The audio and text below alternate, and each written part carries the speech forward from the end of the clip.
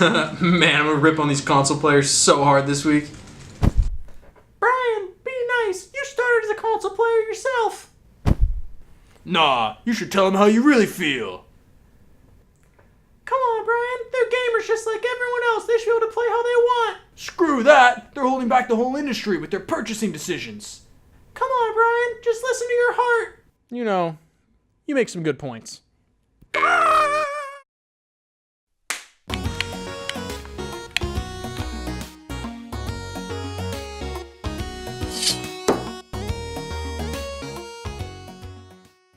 Good afternoon, ladies and gentlemen. This is Moot Points with Dylan and Brian. As you'll notice, Dylan's not here this week. Now, we're obviously all very excited about that, but let's just contain that, keep things calm, and let's get into our first point.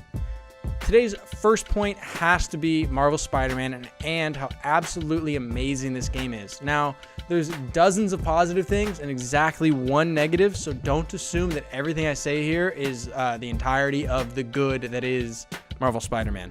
All right, let's get into it. The most important thing about this game and the coolest thing about this game is how flawlessly executed the web slinging mechanic is. It feels so smooth to fly through New York City, as you can see up here. It's just absolutely gorgeous. The city is so well done. It feels like New York, and you feel like Spider-Man. So many of these games, sure, they feel great, and the fights are good, the mechanics well executed, good dialogue, but this game truly makes you feel like Spider-Man when you're flying around the city. Cannot be overstated how well executed this was and how important it is to the success of this game. The next really cool thing about this Spider-Man game is you start as Spider-Man. If you're like me and you have been alive for the last 10 or 15 years, you will have seen Tobey Maguire and then Andrew Garfield and then the other guy. We've seen the origin story for Spider-Man played out repeatedly. It is so great to see this game that starts, you're already Spider-Man, Uncle Ben's already dead, and we're already everybody's friendliest neighbor. So it's just great that this game doesn't waste time with that and gets straight into the game. Speaking of being the friendliest neighbor, it is so cool that as you are slinging around aimlessly, which you will do a lot because it is so amazing, you can listen to the police scanner and just kind of, jump in, and maybe you hear a robbery right down the street or hijacking. You can get involved because you're the friendly neighbor. I just love how much it captures that feeling. One of the next really, really, really cool things about this game, if you can't tell, I'm really excited, the boss fights. There's some of them, admittedly, some of them are a little bit uninspired, but the rest of the boss fights, especially the ones where you were fighting multiple bosses at once, just makes you feel like a superhero. You think, how can I possibly beat these guys at the same time? And then you take a few tries and you find a way to do it. It's amazing. You truly feel like the amazing Spider-Man when you take down these boss fights. So super cool thing. The last great feature is the photo mode. We've seen this in God of War. We're seeing it now in Spider-Man and Tomb Raider. Photo mode is something that more games need to do. It advertises your game so well. When I get to take a picture of myself as Spider-Man and then I go post it on, well, not Facebook, but I go Twitter. I go put it on Twitter and say, look at how great this looks. Look how much fun I'm having. Look at this great picture. So photo mode, great idea, Insomniac. It was great in God of War, and hopefully more games keep it up. Now we have to talk about the one negative to this game, which transitions into He-Man. You know what makes me mad about this game? Why is this a PS4 exclusive?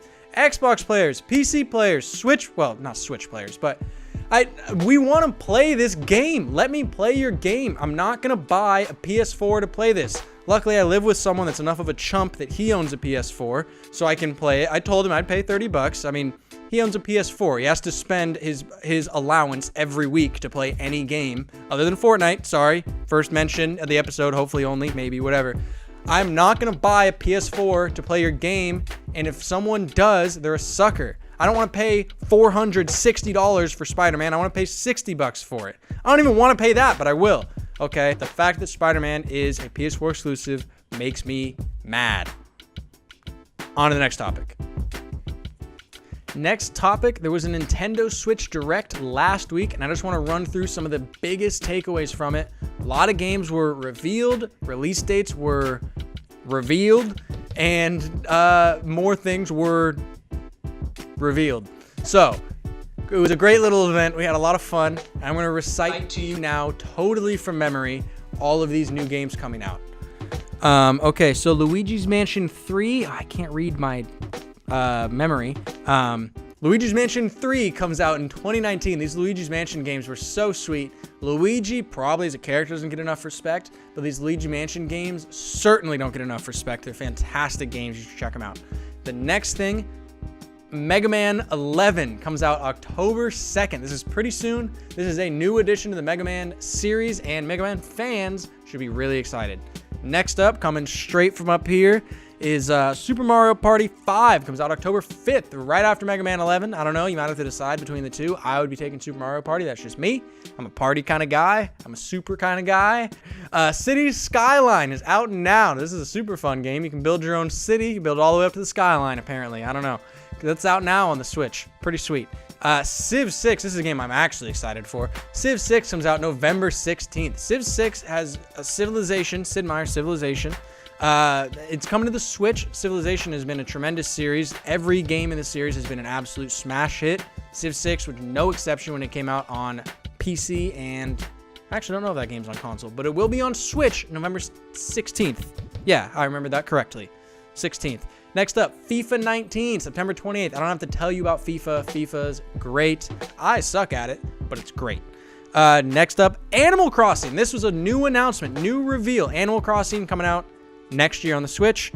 And now we got a few features, not games. We got a couple bundles that were revealed. So last week or a couple weeks ago, we got to see the Pokemon Let's Go Switch bundle. So you can buy a Pikachu or Eevee themed Switch. Comes with Pokemon Let's Go and comes with one of those little Pokeball Plus controllers that no one understands.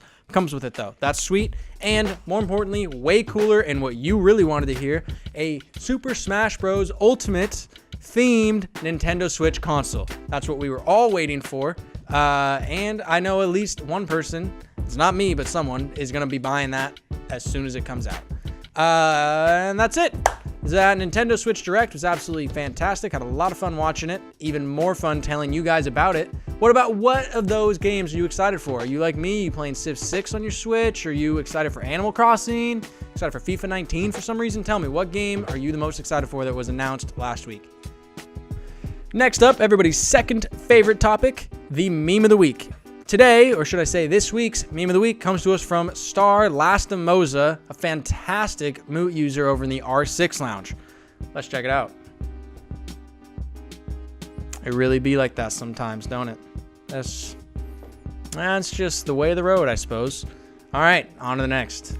Now it is time for everybody's favorite segment, Moot Food Review. This week's food that we're reviewing, trying to find the best gaming snack for you, is Handy Snacks Mr. Salty.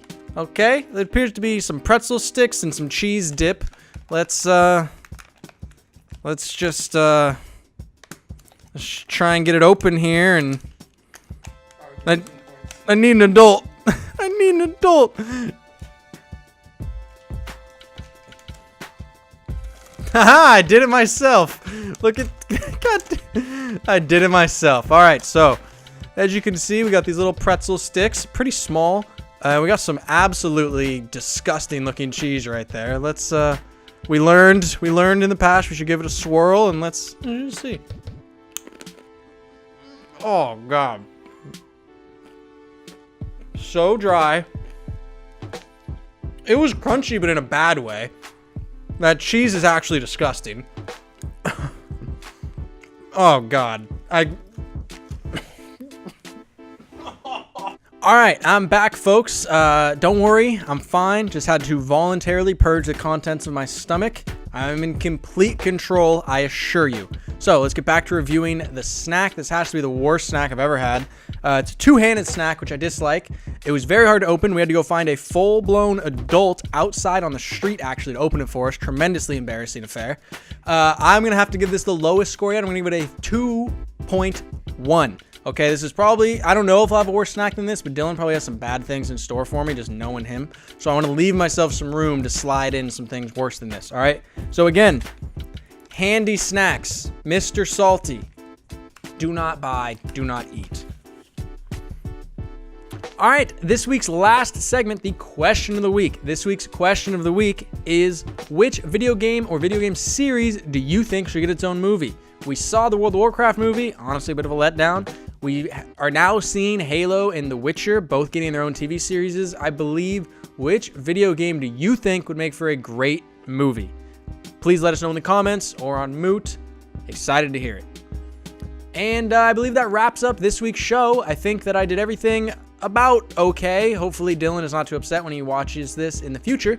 All right, thank you so much for hanging out with me, guys, and see you next week.